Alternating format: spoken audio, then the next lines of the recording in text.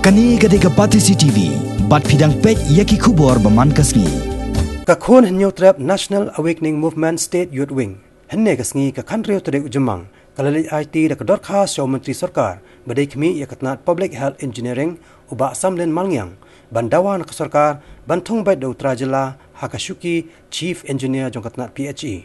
Habakran hakilat patai kubor hadin kejing kendo yaunu Menteri Sarkar. Ubadai kami yakatnat PHE u Presiden Kaknam State Youth Wing uba Thomas Pasa ulai tu bau Chief Engineer katnat PHE unsa song thai no nakakam hau bana jile banwan mentau snem arja katpra bat yakni shuki unsa semti no pat da uba SK bla ubalong menta additional Chief Engineer bat nakaleng kaseng kalkarpa di katnat PHE bakan thongban uba SK bla kum Chief Engineer ke PHE da ka ba pensong no rem kat kum ka kam ka baulatrai labon bon snem barkarpa ro yak sarkar bakan thong bujlipan da ukedi talukdar kum Chief Engineer jongka MW SSO.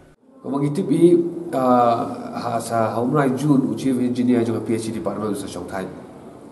But gila don UAE additional Chief Engineer beri kasih te ibala senior mah te gila kan tu iba at least akan diga post di menbu daki jongi ki try belum ki kasih kenapa kan long ke inspiration ya kiwi pada kena samlah kiba board yang digalenti ban lain kule ke digalan wa nomor wa ladang idon ya ki qualified people ya ki bring bela qualified bela bet la biang ban ban ka course atrai kan long ke babakala ladang ai no syawai pada gila ong wa dagalang juga meci dagalang di minister in charge ru simkai ke diga benda wa at least ke diga post ke ban lat tahun Jun kan biar biasa ibadai indigenous individual juga dengan jelas